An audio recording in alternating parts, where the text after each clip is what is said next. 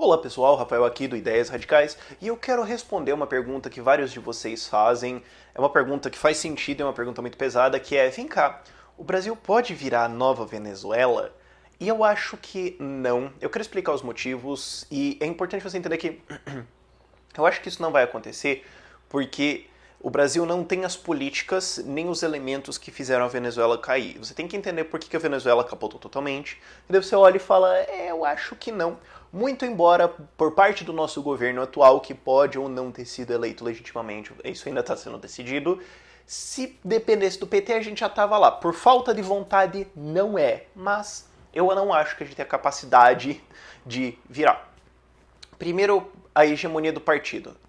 Na Venezuela, o partido socialista do Maduro e do Chávez tinha muito poder e muita dominação. No Brasil, o PT não tem isso, tanto que ele teve que recorrer ao mensalão e ao petrolão para comprar base aliada, para literalmente comprar base aliada, para poder governar, para poder mandar as coisas que ele quer. E várias coisas foram passadas nisso, e mesmo com isso, eles ainda não conseguiram passar aquele decreto do 8253, que era aquele decreto bolivariano, eles não conseguiram manter aquilo, eles não conseguiram fazer várias coisas, não conseguiram censurar a mídia, não rolou. Então, não existe esse poder político todo. Aí a gente vai para a aparelhagem do Estado. Sim, o Estado venezuelano é extremamente aparelhado. É muito horrível. Quando você começa a ver as histórias lá, é uma coisa nojenta o que eles conseguem escapar, o que eles conseguem fazer escapar. E no Brasil existe um aparelhamento. Existe um aparelhamento, sim, nos tribunais, no legislativo. Existe um aparelhamento em vários lugares, em várias empresas, o Postales, a Petrobras, tal. Ok, não tão grande quanto na Venezuela. E esse aparelhamento é conhecido e existem elementos que conseguem neutralizar. A Petrobras estava aparelhada? Estava aparelhada e serviu os interesses do PT pelo jeito desde 2005.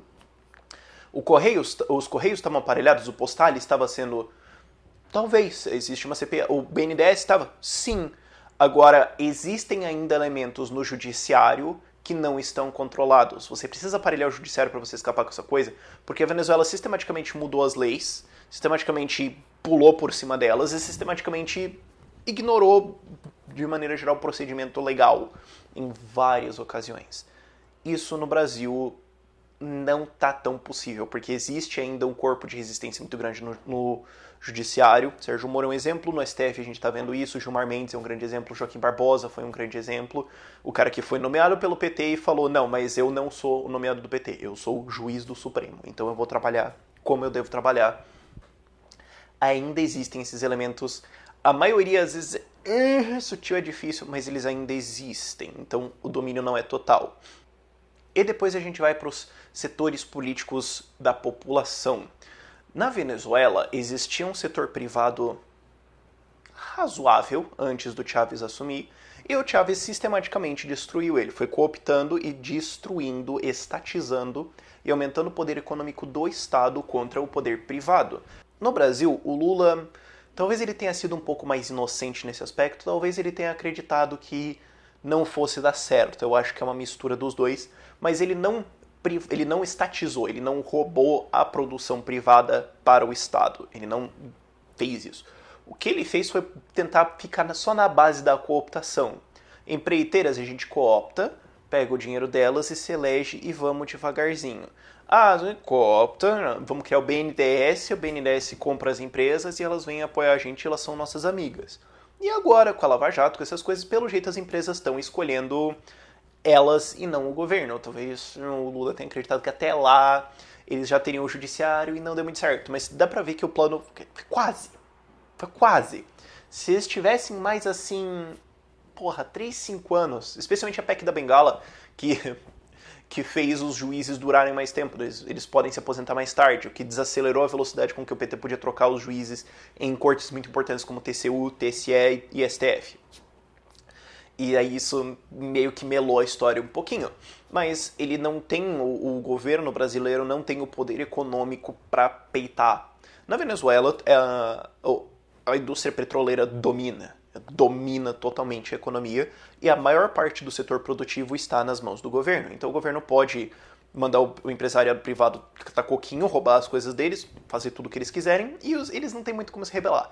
Aqui no Brasil, se os setores produtivos falassem, olha, a gente vai parar de cooperar, a gente vai parar de doar, a gente vai parar de apoiar vocês, a gente vai fazer greves, a gente vai...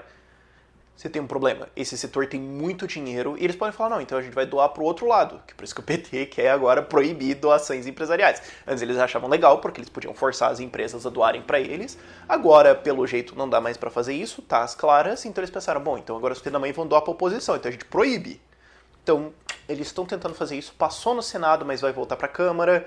Aí o Eduardo Cunha vai ver o que faz. Esse tipo de coisa. Então, vocês veem como tá enrolado o jogo. Os elementos existem de maneira embrionária, eles estão ali, e o PT está tentando fazer eles funcionarem, mas... sabe, falta aquele... E a outra coisa é que acabou o almoço grátis do governo. O governo venezuelano conseguiu surfar a onda do petróleo muito bem. O petróleo está em uma bolha desde 2002, 2006, é argumentável que o preço do petróleo subiu muito mais do que ele deveria ser, muito mais do preço real, por causa de várias incertezas globais que eu não quero nem entrar aqui, mas enfim, houve uma bolha do petróleo e a produção venezuelana era muito alta para uma população relativamente pequena. Então o governo conseguia vender petróleo a um preço extremamente alto e usar esse dinheiro para basicamente subornar a população através de programas sociais que não eram sustentáveis. Então eles conseguiram comprar votos descaradamente assim e fingir um desenvolvimento, fingir uma estabilidade econômica, fingir uma riqueza que não existe. Que é uma commodity que você está vendendo. Só que você está vendendo uma coisa agora a um certo preço, não quer dizer que ela vai continuar nesse preço. Isso não é riqueza. Você lembra mercantilismo? Só porque a Espanha tinha uma pilha de ouro, não quer dizer que eles eram ricos. A Inglaterra era muito melhor porque ela produzia. Por isso que os Estados Unidos ganharam do Japão na Segunda Guerra Mundial. Eles começaram com menos navios, eles começaram com menos tropas, eles começaram com menos de tudo. Exceto que os Estados Unidos conseguia produzir 20 porta-aviões por ano. E daí é meio difícil você afundar todos eles. Eventualmente ele ganha de você. Que foi o que aconteceu. E boa parte também do processo de guerra entre a Alemanha e a Rússia foi meio esse jogo. Mas enfim. E os Estados Unidos... mas enfim, Rafael, volta para o assunto. O ponto é... a Venezuela conseguiu vender muita commodity de petróleo a um preço muito alto, subornar a população, programas sociais, coisa de graça, tudo bonito, educação, o PIB crescendo, tudo mentira. E agora que o preço do petróleo caiu, acabou o almoço grátis e a Venezuela foi para o lugar onde está agora, que é filas para entrar nas filas para comprar bom pão velho. E aqui no Brasil a gente não conseguiu exatamente surfar isso tanto, porque a maior parte da produção é consumida atualmente, nacionalmente a gente tinha uma produção menor, uma população muito maior, então não dava para exportar, você não tinha esse dinheiro. E quando o PT tentou, não, vamos, faz Petrobras, minera petróleo, a gente tem que rodar esse barril, porque eles acharam que o barril de petróleo ia ficar em cento e poucos dólares, tem que rodar isso aí, tem que dar dinheiro para comprar voto, para fazer aquela distribuição dos royalties para educação, pátria educadora, então tá sacando o esquema? Eles queriam fazer isso desesperadamente, e daí não só se revelou o esquema de corrupção, mas o barril de petróleo caiu para baixo de 40 dólares. Agora ele tá bolhado de volta para cima de 45 um pouquinho, mas já não vai durar muito mais do que isso aí. Então o governo conseguiu, tentou fazer isso, mas tarde demais, bem a brasileira, né? Foi bem Copa, se você parar pra pensar. Mas não deu certo. E em cima disso, você tem as políticas econômicas. O Brasil não tem várias das políticas econômicas retardadas que a Venezuela, que a Argentina também tem, mas que a Venezuela também tem. Não que, de novo, não que seja por falta de vontade, o PT tentou, mas não conseguiu. Políticas que a Venezuela tem. Controle de moeda, controle de paridade do dólar com o... sei lá que diabo que as pedrinhas que eles usam lá, esqueci o nome agora. Deve ser peso venezuelano, Bolívar, isso. Obrigado, memória. Essas são as coisas que às vezes eu não planejo. Tipo, eu pesquisei, não, eu esqueci, droga, aí parece que eu... Enfim. O Bolívar tem uma paridade com o dólar que está totalmente errada. Então você tem um dólar paralelo lá, controles financeiros, você não consegue importar e exportar direito, o comércio não funciona, e toda vez que alguém consegue, na verdade é para fraudar o sistema e ganhar muito dinheiro, então dá errado. Isso destrói a economia sistematicamente. Eles têm controles de preços, lembra aquela coisa que eles entraram nas empresas falando que não, agora tem que baixar o preço disso, baixar não sei o que, porque tem que ter acesso para a população. Destrói a economia sistematicamente. Aqui no Brasil não conseguiram fazer. Eles nem tentaram, na verdade. Lá teve uma censura da mídia muito forte, empresas inteiras de mídia sendo simplesmente confiscadas pelo governo. Não é uma medida econômica, mas eu lembrei disso agora, é importante citar. E o PT tentou com aquelas leis de mídia, tentou, mas não colou. Rui Falcão ameaçou umas vezes, mas não.